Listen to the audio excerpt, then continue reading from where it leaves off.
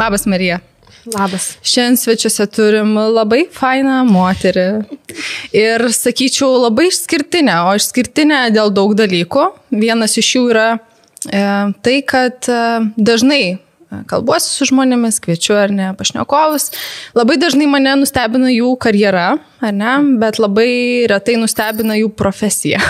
Tai sakyčiau, tu esi vienas iš tų žmonių, kur labai nustebina. Tai man labai įdomu, kaip čia ta gimė profesija, koks tas kelias buvo iki tavo šitos būtent dabartinio taško. Jo, šiaip aš save vadinu karjeros edukatorė ir aš savo sukūriau tokią profesiją.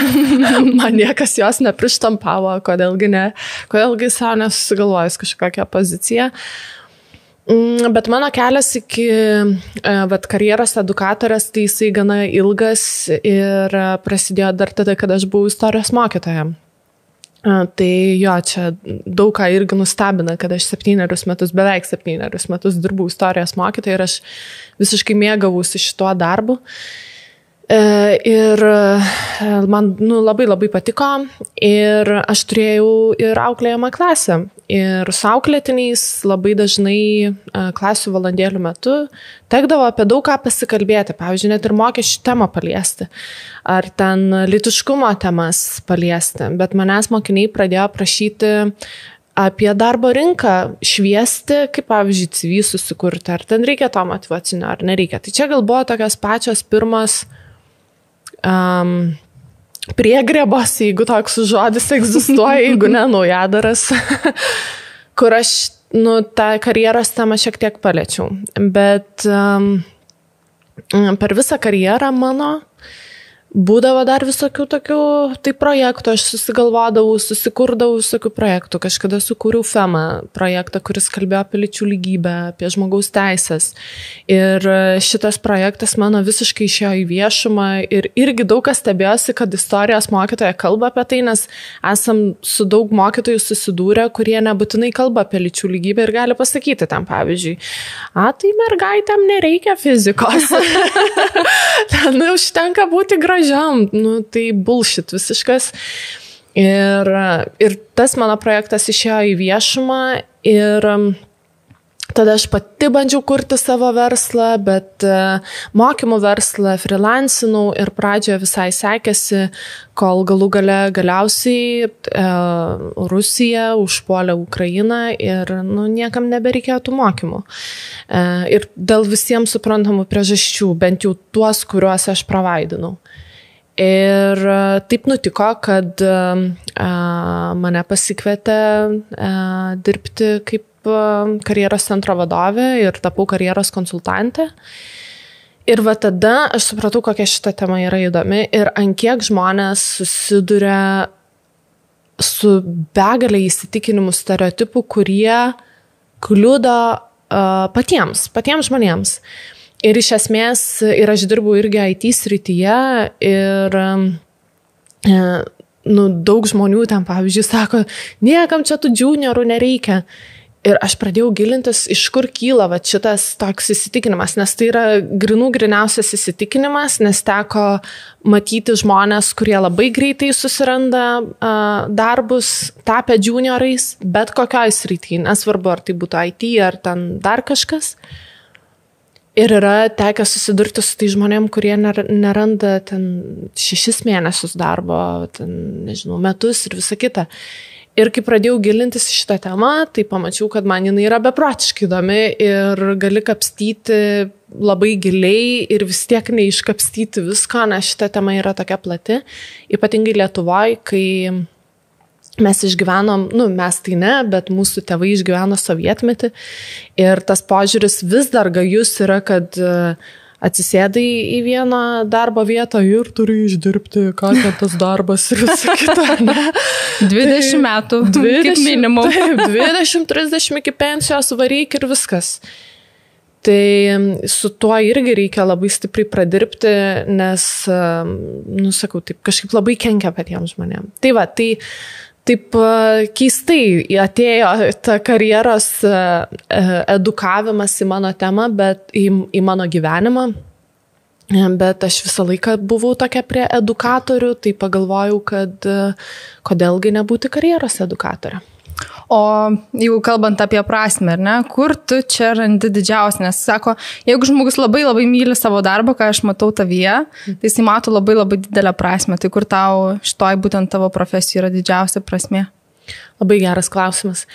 Mano didžiausia prasmė yra tame, kad ir aš visą laiką akcentuoju tą patį, kai kalbuosi su žmonėm, ar dalyvauju diskusijose, ar mokymuose. Tai visą laiką sakau, kad žmonės, jūs darbe praleidžiate, nesvietiškai daug laiko. Kažkas 8 valandas, kažkas dar daugiau, ar ne?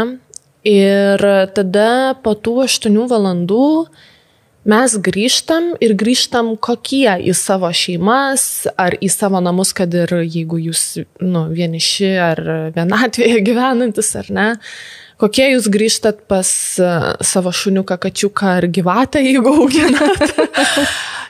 Kokie grįžtat? Ir jeigu žmogus grįžta visiškai be energijos ir dar su nerimu, pavyzdžiui, įpykęs, įtūžęs ir visą tą emociją išlieja ant gyvatės, ant šuns, ant katės ar ant savo partnerės, tai vadinasi, reikia kažką keisti. Ir aš esu apie tą kaitą, kad prisiminkit, kur jūs praleidžiat savo didžiąją dalį dienos laiko.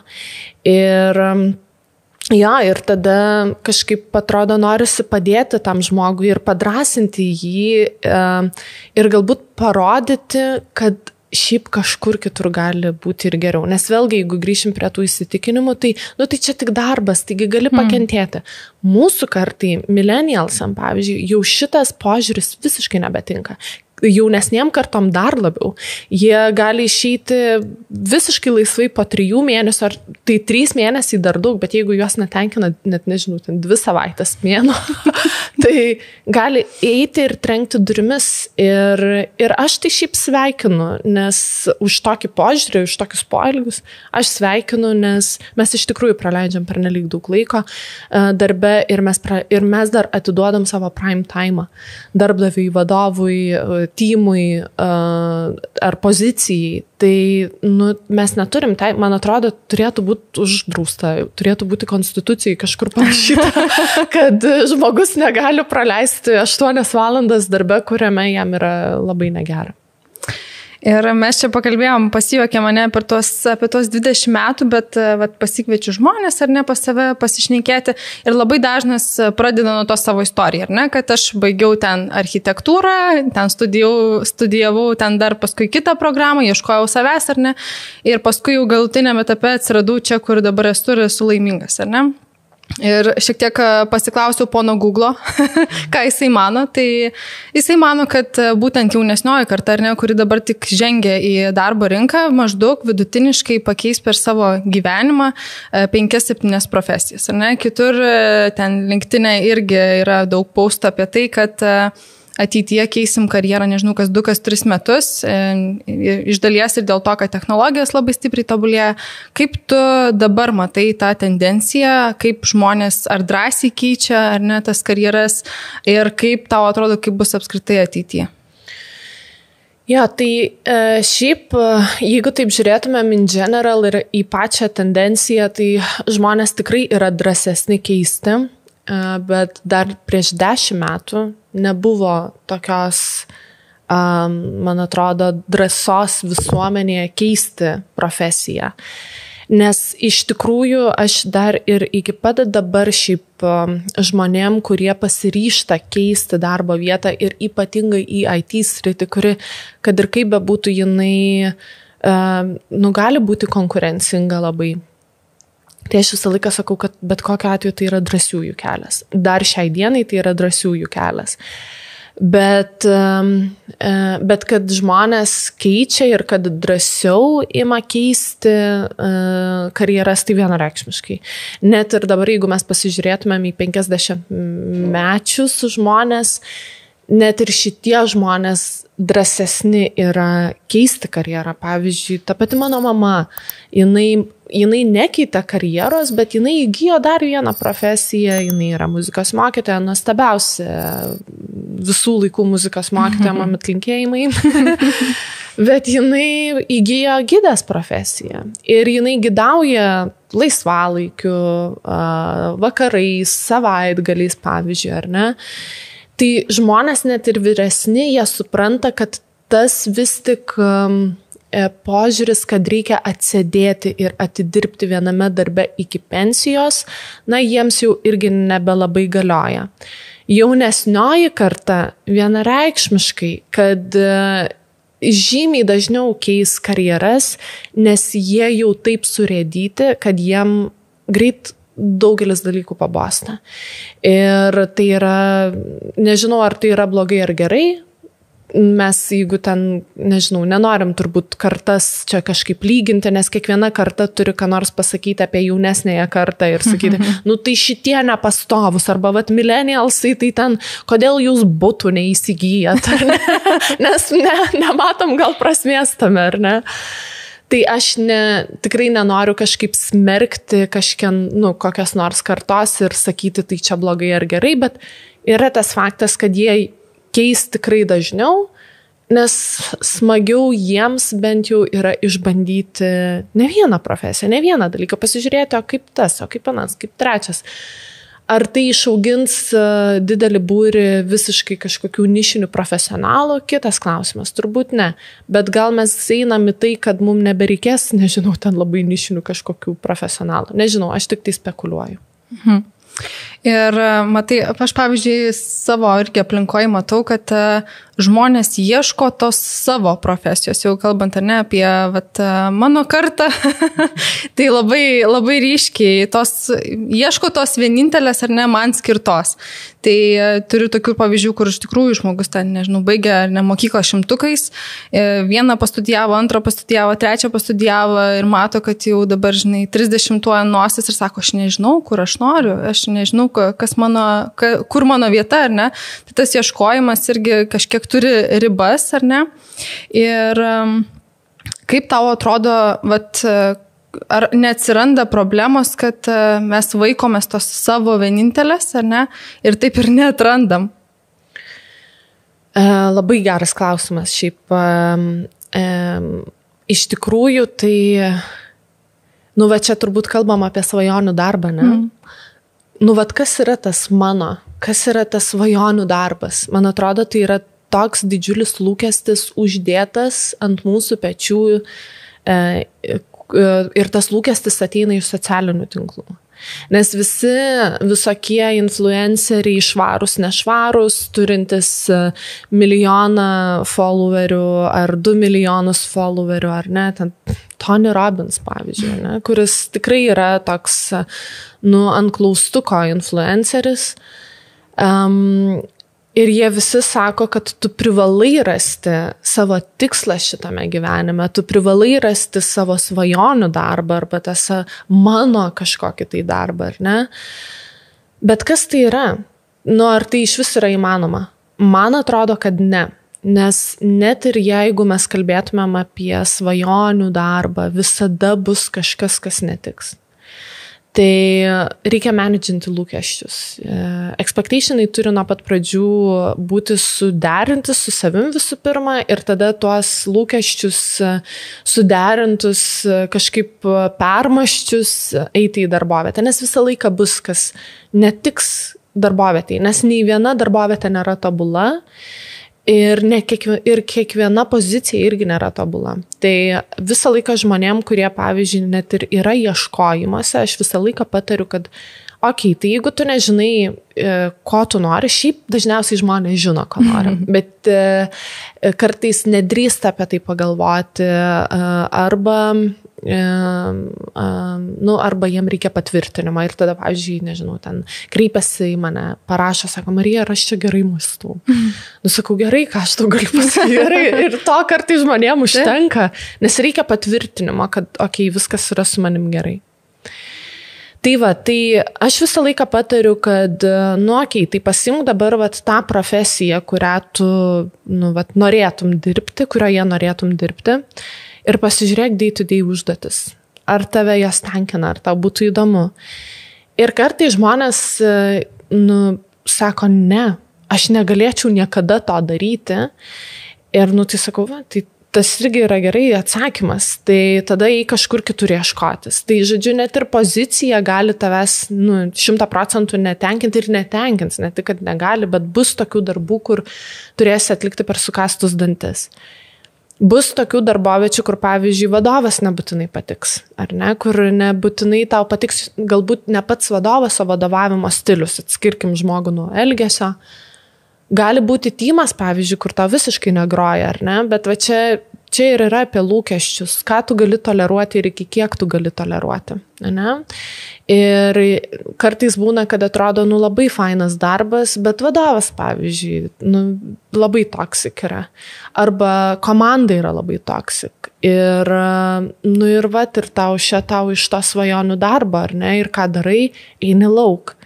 Ir tada žmonės susiduria su tokiu begaliniu nusivylimu ir dažniausiai tas nusivylimas eina per patį žmogų, per kaltę, kad, tai, aš čia galvojau, kad svajonių darbas, tai ką aš negaliu įgyvendinti, pavyzdžiui, kažkokių užduočių, arba kas čia su manim blogai, kad, aš savo svajonių darbą negaliu padaryti, o ten galbūt vadovas despotas yra, ne, ir žmogus tiesiog susikausto ir bijo bet ką daryti, kad tik tais nesuklystų, nes kiekviena klaida gali būti komentuojama, kritikuojama ir dar skalbiama tarp kitų kolegų, pavyzdžiui, ne. Tai, žodžiu, tas svajonių darbas, man atrodo, ar mano, tas kažkoks, man atrodo, toks net neegzistuoja. Galbūt nebent, jeigu žmonės iš pašaukimo kažką daro. Iš pašaukimo yra kunigai, daktarai, mokytojai, ar ne, ten gaisrininkai, policininkai. Galbūt, bet aš netikiu tuo svajonių darbu ir man atrodo, taip, mėgti savo darbą yra okei, aš nenoriu to pasakyti, ar ne, mėgti savo darbą, mėgti savo užduotis, mėgti savo komandas, ar vadovą netgi mėgti, ar ne, tai viskas su tuo yra gerai, bet ar bus kiekvienoje darbovietėje taip, kad viskas sutaps ir įvyks mečas pilnutinis 100%, ne. Tai va. Man netgi priminė, neseniai su savo draugu diskutavau, ar ne? Ir jisai sako, Greta, gal tau visai ne marketingas patinka? Sakau, bet man tikrai patinka. Ir sakau, reikia atskirti tą dalyką, kad aš paburbu dėl kažko. Tai yra normalu, ar ne? Man ten netinka šiandien tas, ar ne? Gal man darbovietėje kažkokie dalykai nepatinka, ar ne? Bet tu turi pasverti ant tos svarstyklių padėti, ar ne? Ir kur yra, ar ne? Ar aš esu labiau patenkintas, ar aš esu labiau nepatenkintas? Ar aš kiekvieną dieną, pakankamai gera emocija, ar ne? Einu į darbą, apie ką mes šiaip esame kalbėjusius. Netgi sekmadienis labai gerai parodo, kaip tu mėgsti savo darbą, ar ne? Sekmadienis yra puikus indikatorius, jeigu tau jau sugenda nuotaika nuo kažkur pietų arba nuo ryto, pavyzdžiui, tai yra puikus indikatorius pokyčiai. Aš kaip tik šiandien kažkaip galvojau apie šitą klausimą, kokie irgi gali būti indikatoriai, kad tu nedirbi tą svajonių darbą arba mėgiamą darbą, tai dar irgi, jeigu tu negalėtum rekomenduoti kitam žmogui ten eiti dirbti, tai čia irgi yra vienas iš siaubingų indikatorių, kur niekaip, ar ne. Bet aš irgi tau visiškai pritariu dėl to, kad iš tikrųjų, kaip ir sakiau, kad kiek tu gali toleruoti, ne, bet ir net pati profesija, pavyzdžiui, kartais profesija arba tai, ką tu darai kiekvieną dieną, nieko neturi bendro su darboviete, ar ne? Nes iš tikrųjų tau gali tiesiog darboviete nepatikti, bet darbas tau gali kaitinti kraują ir tas net nenerimas toks yra, bet jaudulys, kuris šiaip sukelia dažniausiai entuziazmą, nes tas piktybinis nerimas, tai jis, irgi yra indikatorius pokyčiai. Bet šiaip, tai kartais, net ne kartais, bet mes burbam.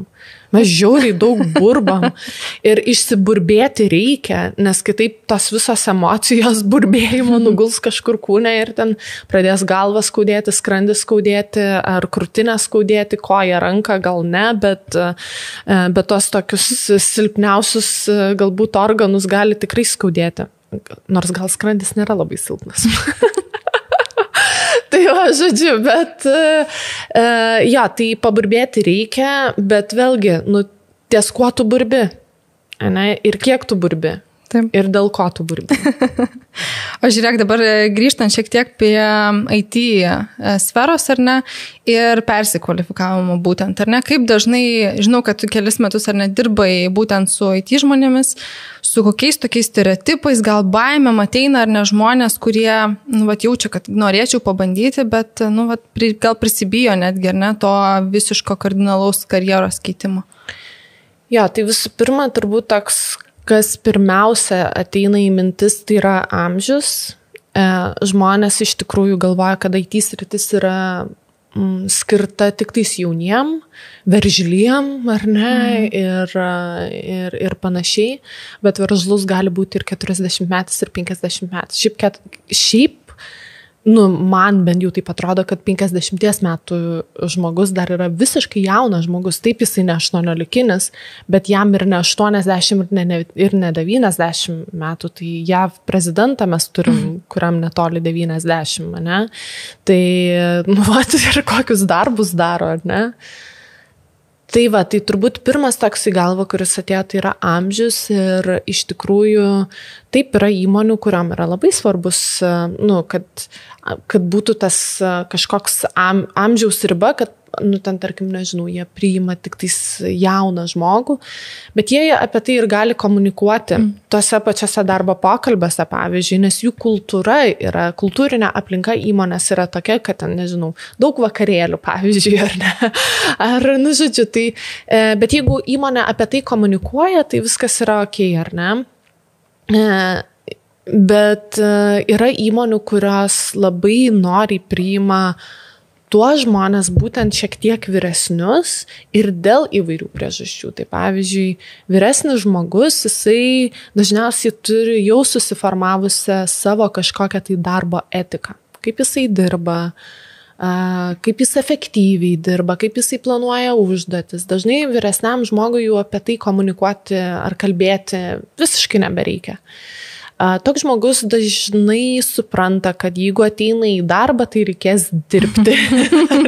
Nereikia papildomai aiškinti, kad, hei, nu, faina, kad tu čia pro visus praeini ir pasikalbė, ar ne, su visais, bet gal neužtruk 2 valandų, ar ne, o eik dirbti. Tai va, kitas dar dalykas šiaip dažnai, nu, čia taip gal irgi negerai nuskambės, bet vyresni žmonės jau dažnai, pavyzdžiui, yra užauginę vaikus.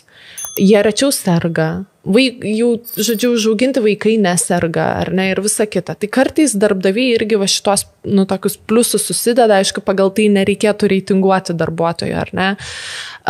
Bet, nu, darbdaviai kartais taip daro. Bet amžius, nu, žodžiu, reikia pasižiūrėti į kokią įmonę eiti ir visiškai savęs nurašyti ir kaltinti tik savo amžių, kad būtent dėl to manęs nepriima į IT kažkokią įmonę ar įmonę, kuri turi IT sektorių, tai, nu, nėra gerai.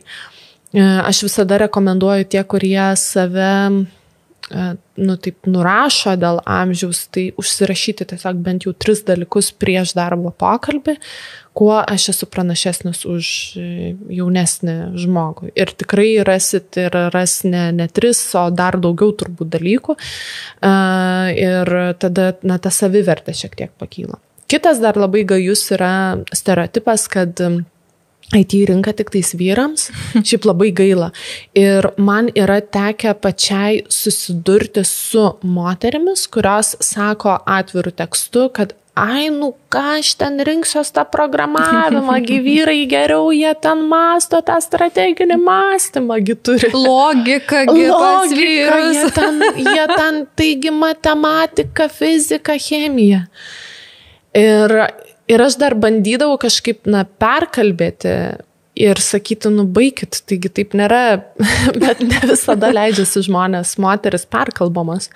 Ir tada, pavyzdžiui, nueina į testavimą, nes paprasčiau lengviau. Kas irgi yra okei, tai, nu, bent jau kažkur jinai save atras, bet moteris irgi gali programuoti ir gali puikiai tą daryti.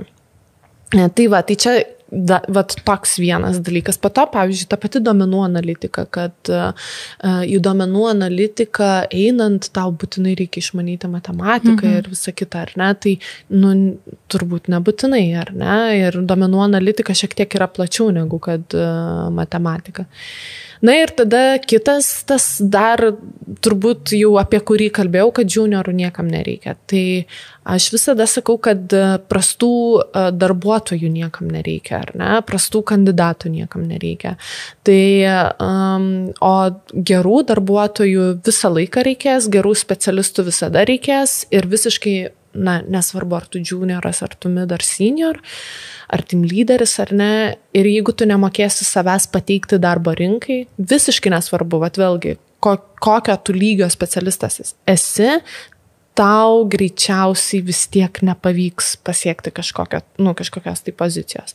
Ir jeigu junioras moka save pateikti, parodyti, kad jis gali išspręsti įmonės kažkokią tai X problemą, tai jam pavyks. Jisai ras darbą. Galbūt ne per vieną dieną, bet jisai ras. Tai va. Ir dar vienas toks irgi įsitikinimas, bet čia jau bendras. Bet aš šitą tokį bendrą pastebėjau būtent dirbant su žmonėmis, kurie persikvalifikuoja į IT sritį.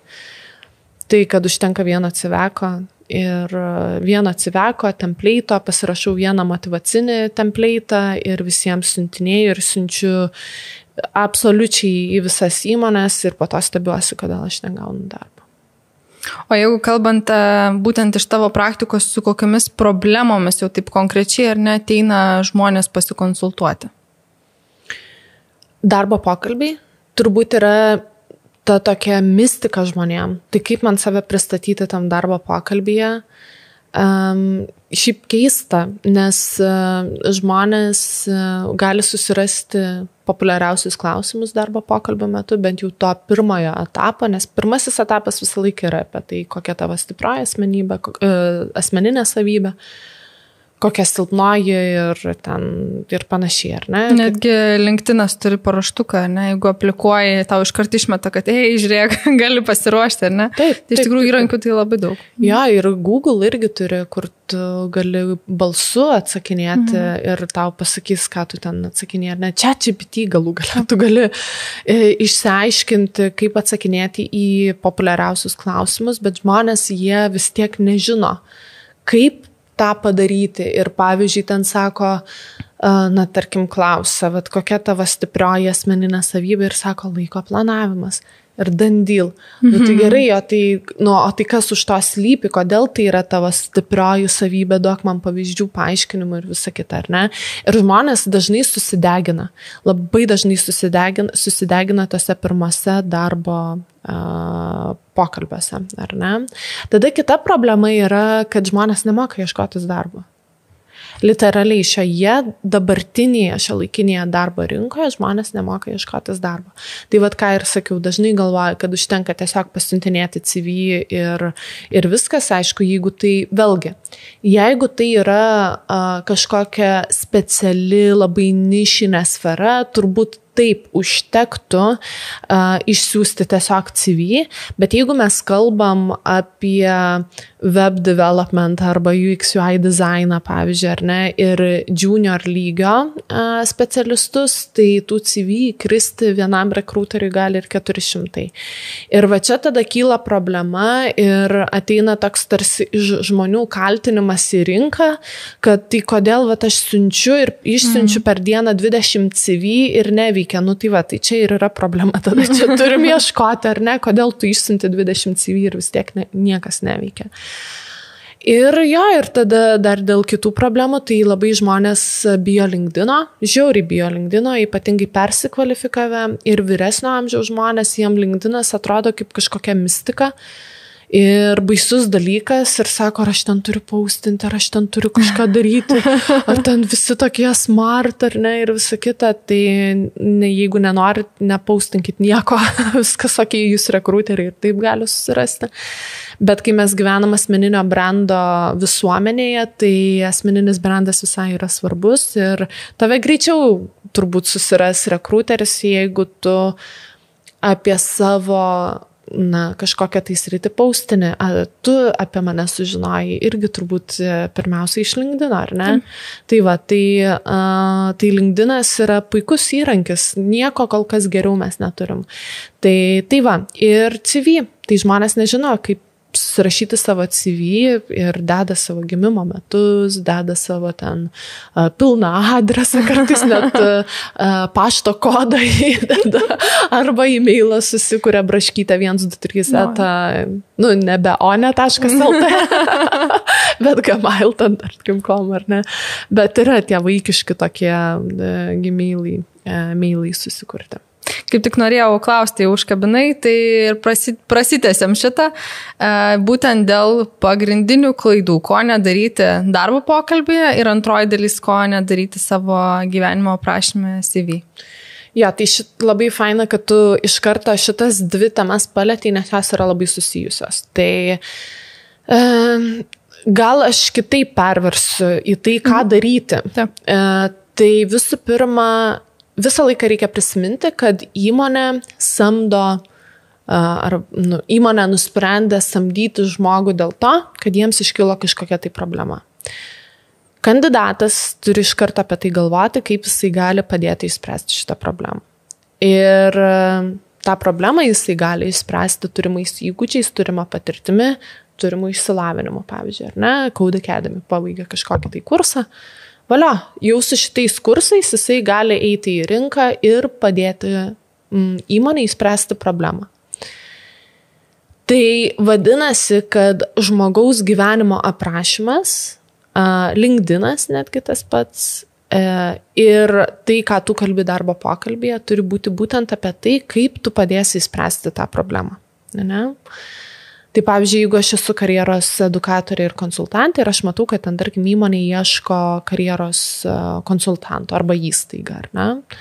Tai vadinasi, mano CV turi būti būtent apie tai. Aš nueinu į skelbimo reikalavimus ir pasižiūriu, kokius reikalavimus aš atitinku. Niekada nereikia tikėtis, kad 100% atitiksit skelbimo reikalavimus, nes taip niekada nebus. Kita vertus, reikia suprasti ir įmonės, jos visada ieškos idealaus kandidato. Visada. Bet tai nereiškia, kad jiems pavyks tokį kandidatą rasti. Ir nepavyks, nes idealių nėra. Jeigu atitinki 2, 3, 4 reikalavimus, valio. Dabar šitos reikalavimus reikia susižiūrėti, kur tu juos gali patalpinti savo CV-kę, ar ne? Tai gali eiti per išsilavinimą, gali per soft skillsus, per tech skillsus eiti, ar ne, gali į darbo patirtį žvelgti, ar ne, bet jeigu mes kalbam apie persikvalifikavusius žmonės, tai dažniausiai jie tos darbinės tinkamos patirties neturi, tai vadinasi, išsilavinimas turi būti pirmoje vietoje ir būtent išsilavinime demonstruoti, kaip tu padėsi išspręsti šitą kilusią problemą įmonei. Tai ir reikalavimai būtų geriausiai iš viso, galima net copy-pastą padaryti ir dėti į savo CV.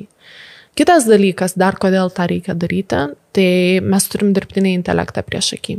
Ir kai suaplikuoja ten 200, 300, 400 kandidatų, net jeigu 50 kandidatų, įmonė gali būti pasitelkusi dirbtinį intelektą ir kad dirbtinis intelektas atrinktų tinkamų kandidatų CV ir netinkamų kandidatų CV. Ir jeigu iš skelbimo nebus nei vieno reikalavimo CV, jeigu išsiūs žmogus tą savo šabloninį CV, tai natūralu, kad dirbtinis intelektas atrinks kaip netinkamą kandidatą. Ir nesvarbu, kad jis būtų puikus kandidatas. Tai aš žinau, kad nėra sąžininga, ar ne, bet rinka yra tokia. Ir aišku, kad jeigu kažką galima automatizuoti su dirbtiniu intelektu, įmonė visą laiką tą darys. O kodėlgi ne? Tai žodžiu, einam į reikalavimus, žiūrim kokią problemą, kaip aš galiu įspręsti įmonės problemą ir visur tai CV savo atspindžiu, ar ne? Tik tai svarbu, kad, iš tikrųjų galėtum įspręsti šitą problemą, ar ne? Nes ką galima blogiausia... Fake it till you make it. Tai ne, šitas labai blogas patarimas. Meluoti negalima CV. Susideginsit iš karto. Šiaip yra, aš žinau vieną atvejį, kai žmogus persikvalifikavęs, jisai susidėliojo CV, žodžiu, viską, ką jisai gali daryti, lyg būtų senior lygio developeris. Ir ten labai greitai, ir jis įsidarbino, jį paėmė, greičiausiai ir užduotį atliko kažkas kitas ir jį paėmė ir jisai labai greitai buvo atleistas. Nes of course, tai labai greitai pasimato šitie dalykai. Darbo pokalbė lygiai tas pats, ar ne? Dažnai darbo pokalbį mes įsivaizduojam, kad yra apie mus, apie kandidatą, apie mane. Bet iš tikrųjų ne. Darbo pokalbis yra apie įmonę. Tai vėlgi reikia eiti darbo pokalbį su tą mintimi, o tai kaip aš padėsiu įspręsti problemą įmonėje, ar ne? Ir vėlgi, visi mano įgūdžiai, išsilavinimas, darbo patirtis turi būti būtent apie tai ir su įrodymais, kaip aš galiu padėti įspręsti šitą problemą. Jeigu CV yra ten, tarkim, įrašyta, kad pavyzdžiui, ne CV, o reikalavime, tarkim, ar ne, nežinau, lyderystę, pavyzdžiui, ar ne, tai žiūrim darbo patirtyje, kur aš tą lyderystę demonstravau, ar ne, ir įrašau tą į CV. Ir tada įrašau, ir apie tą patį kalbu darbo pokalbio metu, ar ne? Dar vienas momentas, kas mane labai erzina, tai yra, kad žmonės ateina ir sako, aš turiu save pardavinėti darbo pokalbio metu. Ne, nieko jūs neturit pardavinėti, o jeigu su tokia nuostata yra ateinama, tai labai tas jaučiasi. Kad aš save dabar čia prominu ir aš ir lyderis, ir čia viską padaręs, ir nudirbęs, ir čia, o Dieve, žinokite, esu nuostabus ir puikus, ar ne? Galima bandyti tokią taktiką, bet kokiu atveju tada reikės įrodymų. Tai įrodymai yra this is it ir įrodymai turi būti realūs, neišgalvoti, nepramanyti. Tai vėlgi tam, kad savęs nepardavinėti, tai reikia galvoti apie tą pačią problemą, tai kaip aš padėsiu įspręsti problemą. Ir tada tas fokusas nuo manęs pereina prie įmonės, kas įmonei labai patinka, ar ne? Ir tada dar vienas dalykas, jeigu mes taip, pavyzdžiui, kalbėtumėm apie darbo pokalbį, tai visur reikia įrodymų. Visur reikia įrodymų ir tie įrodymai tai nebūtinai ten turi būti, nežinau, lyderystės kažkoks sertifikatas. Gali būti, aišku, bet nereikia darbo pokalbį to neštis, galima papasakoti, kad aš tą ir tą mokiausi, ar ne. Bet kai kalbam, pavyzdžiui, apie stipriasias savybės, visą laiką, jeigu laiko planavimas, tai kokį pavyzdį aš galiu nurodyti, ar ne, kad aš gebu tikrai planuoti laiką. Labai mėgstamas klausimas rekruterių yra, kokia tavo didžiausia darbinė sėkmė. Ir žmonės čia labai susibalamutina, nes šitame sakinyje yra 2 žodžiai, kurie turi labai sunku svorį. Tai yra didžiausia ir sėkmė. Tai čia nereikia taip iš karto galvoti, o ne, čia kas čia dabar, kad milijoną uždirbau įmonį, ar kas, ne. Darbinė sėkmės mes pradėkim nuo to, kad kiekvieną skirtingai matuojame, tai vadinasi viskas išsilygina, aš galiu sakyti, ką noriu, ar ne, svarbu pagrįsti, kodėl šita darbinė sėkmė man yra sėkmė, ne? Tada kitas dalykas, kad žmonės labai išsiplečia ir daug kalba apie save. Pavyzdžiui, ar ne, tai vėl čia tas pardavinėjimas savęs. Ne, aš susitelkiu tai, kaip aš galiu padėti įspręsti problemą, ar ne? Bet vėlgi į save, ar ne, tai aš čia ir tą ir aną dariau ir aš čia toks ir anoks esu, ar ne, tai va.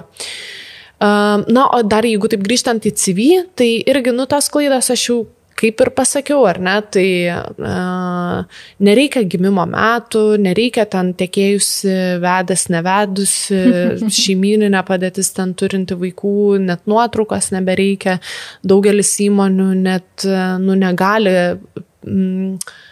gauti tokio CV, kuriame yra nuotrauka ir, žodžiu, gali paprašyti išimti nuotrauką arba gali net nepriimti tokio CV. Aišku, čia tos įmonės daugiau tojas labai jau vakarietiškas yra arba kurios skandinaviškas, pavyzdžiui, yra. Aš pati dariau partnerystę su Suomijos viena įmonė ir per klaidą teko nusiųsti, ne per klaidą, iš nežinojimo, nepamastymo, išsiunčiau CV žmogaus su nuotrauka ir man iš karto jau ten, žodžiu, red flagai visi ir sako, no, mes negalim, žodžiu, priimti žmogaus CV su nuotrauka, tai paprašykit, kad išsiimtų, ar ne? Tai va, ir dar viena klaida šiaip darbo pokalbio metu, jeigu jūsų klausia kažkokių neetiškų klausimų, tai ir pradeda žmonės atsakinėti, pavyzdžiui, tos klausimus, kiek tu turi vaikų, ar tavo vyras dirba, nedirba, ar tu ištekėjusi, ar susižadėjusi ir visa kita. Ir jeigu žmonės pradeda atsakinėti į klausimus, tai šituos, tai tada nebėra pabaigos ir, šiaip net paskambinus į lygių galimybių kontrolieriaus tarnybą, pasiklausus, ten gali net įstatymais pasakyti punktais, kur yra nurodyta, kad darbo pokalbio metu apie šeiminę padėtį, apie privatų. Ribos visiškai nusibrėžti. Jo. Tai neatsakinėkit iš tos klausimus, tiesiog pasakykit, kad tai niekaip neapibrėžia manęs kaip mano srities profesionalės ir pereikim prie kito klausimo.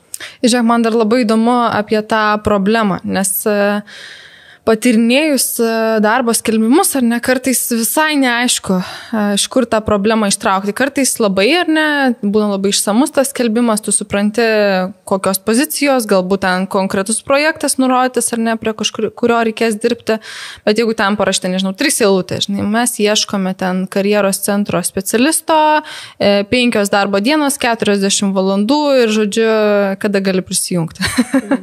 Kaip iškasti, ar ne, va, tą jų problemą? Šiaip nėra geras skelbimas toks, pradėkim nuo to, tai galimai gali būti net skeminis toks skelbimas, bet šiaip bendrauti su rekruteriais. Jeigu yra kažkas neaišku, pavyzdžiui, apie pačią poziciją, tai galima tiesiog vėlgi nueiti į LinkedIną ir paklausti įmonės rekruterio arba įmonės darbuotojo arba tiesiog samdančio asmens, nes įmonė nebūtinai rekruteris yra. Tai tiesiog paklausti, kad išplėstų, apie ką šita pozicija yra, kokios bus kasdienės užduotis, ar ne, kokie tikslai galų gale yra keliami šios pozicijos žmogui. Tai visą laiką siūlau bendrauti. Ir jeigu rekruteris tada nesileidžia į bendravimą netgi tada, ar ne, tai gal tada ir neaplikuoti. Ar ne, nes galit labai irgi savo, taip išsikasti duobę darbovietį. Ir aš dar noriu su tavim pasišnekėti apie neperspaudimą. Tai yra savo CV-kę, ar ne, kaip pavyzdys. Aš vieną kartą gyvenime susiuntus CV-ką video formatu. Ir paskui galvoju, Dieve, ką aš. Bet kaip tau pasisekė, ar ne? Man pasisekė, man pasiūlė poziciją, bet dėl tam tikrų priežasčių aš vėliau jo atsisakiau, ar ne, tos pozicijos. Ir paskui pagalvoju, ar aš čia perspaudžiu, ar čia reikėjo, taip ir galvoju, žinai, kaip irgi tas ribas, nes anksčiau būdavo labai labai aišku, ten vienas puslapis, ten pagal laikus, ar ne, kada buvo dabartinė patirtis, ar ne, žemiau vis senesnė patirtis, viską ten taip gražiai surašai, sudėlioji. Ir pavyzdžiui, aš dabar, jeigu aplikuoju, ar ne, kaip pavyzdys, tai tada labai stipriai improvizuoju, sakyčiau, pavyzdžiui, iškeliu ten labai aktualius dalykus į viršų, ar ne, ir aš nežinau, pavyzdžiui, gerai aš darau, ar ne. Tai gerai, nes man patinka, kad sakai, jog improvizuoju, tai vadina studijuoji skelbimą. Tai aš visą laiką esu už kokybę, ne kiekybę, tai geriau išsiųsti per dieną 3 kokybiškus CV ir savęs pristatymus, negu kad 20 šabloninių CV-kų, ne? Dabar šiaip dėl vieno puslapio, tai aš visą laiką rekomenduoju ir laikytis šito vieno puslapio standarto, nes vėlgi prisiminkim tai, kad įdarbinimo specialistai, jie turi žiauriai daug darbo. Ir vat irgi šią savaitę teko bendrauti su net 3 rekruterėmis ir viena iš jų sako, mes labai džiaugiamės, kai mums parašo žmogus, kandidatas ir domisi poziciją, nes tada mums atkrenta šiek tiek irgi darbo, patiem nereikia ieškoti arba galbūt net kartais nereikia ir CV tikrinti, pavyzdžiui, ar ne, nes pokalbis taip išsivysto, kad tu pamatai, kad žmogų gali pasikviesti į pokalbį, ar ne, darbo pokalbį. Tai svarbiausia turbūt yra, vėlgi, jeigu netitinki visų reikalavimų, tai ir nerašyti, kad tu atitinki tuos visus reikalavimus. Dėl video formato tai aš šiaip labai sveikinu, nes pasakysiu gal taip, jeigu mes taip žiūrėtumėm iš statistiškai, kiek man yra tekę susidurti, iš 10 žmonių 9,5 galbūt norės filmuotis, ne, lysti po kamerą. Tai tas 9 kandidatas, kuris bus sugalvojęs kažkaip kitaip prieiti prie įmonės, greičiausiai daugiau išloš negu, ne greičiausiai, o jis tikrai 99% daugiau išloš negu kad visi likę kiti kandidatai. Tai tas pagalvojimas ir pamąstymas, o ką aš galiu padaryti šiek tiek kitaip, tas pats netgi ir CV, kad pavyzdžiui, aš CV susikuriu kiekvienai įmoniai ir kiekvienai pozicijai skirtinga. Aš suprantu, kad tai daug darbo, bet susirasti darbą nėra lengva. Ir susirasti darbą yra darbas. Tai, tai jo, tai vat ir... Ekstra mylia.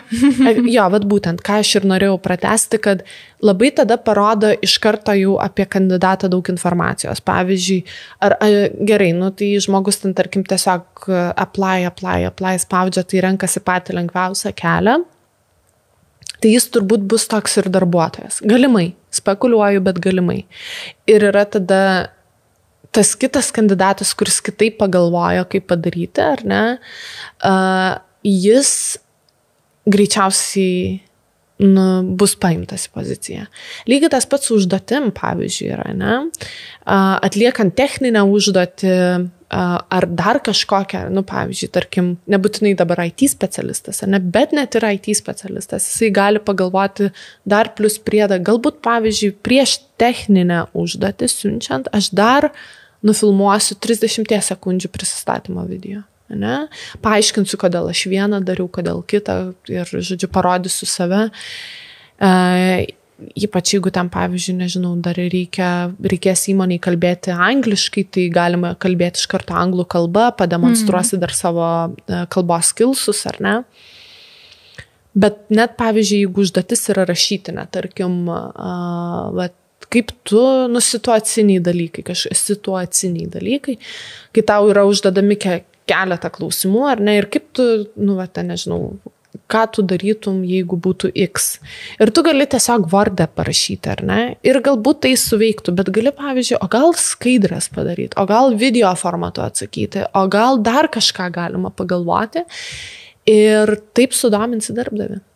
Ir atrodo, šiaip, nėra taip sudėtinga apie tai pagalvoti, bet žmonės kažkaip dažnai taip tas į darbo paiešką ir į atrankas taip labai sausai žiūri. O čia iš tikrųjų kūryba irgi negali, bet kūryba labai veikia. Ir situacija, ar ne, pasibaigiau, kaip pavyzdys irgi kursus Code Academy, ar ne, jau pasirašiau CV, išsiunčiau, gavau pasiūlymą, jį priėmiau, ar ne. Esu junioro specialistas ir kaip man toliau neiškristi iš darbo rinkos ir būtent tos vis dar neaktualiu ant bangos specialistu. Koks būtų tavo patarimas pagrindinis? Mokytis. Vienintelis patarimas – mokytis. Tai junior lygio specialistas nuo kito junior lygio specialisto skiriasi tuo, kaip jisai mokosi. ir ar jis iš vis mokosi. Pavyzdžiui, ar po Code Academy kurso žmogus toliau mokosi.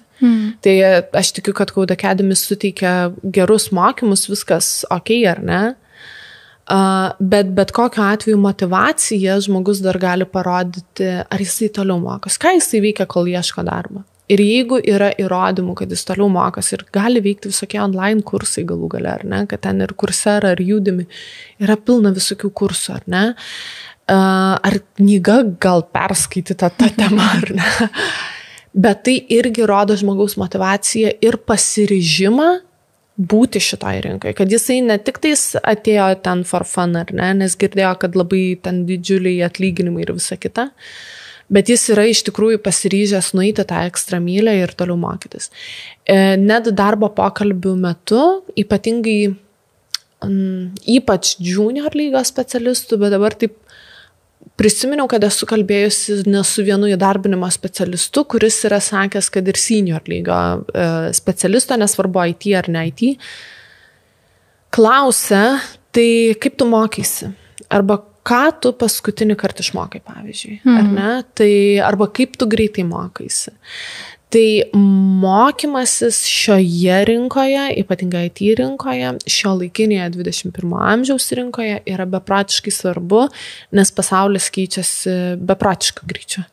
Tai jeigu žmogus negebės mokytis, būti adaptyvus, tai jisai pražus ir šiaip rinkoj, o IT rinkoj, tai nėra valčių, kad jisai išplauks kažkaip, jeigu negebės mokytis ir jeigu neturės motivacijos toliau mokytis. Mokytis ir dar kartą mokytis. Susitinkam Code Academy. Labai geras. Ačiū tau labai, Marija, ačiū už patarimus ir už tai, kad atėjai. O ką mes su žiūrovais susitinkame jau kitam epizode arba mūsų Code Academy kursuose. Ačiū. Ačiū.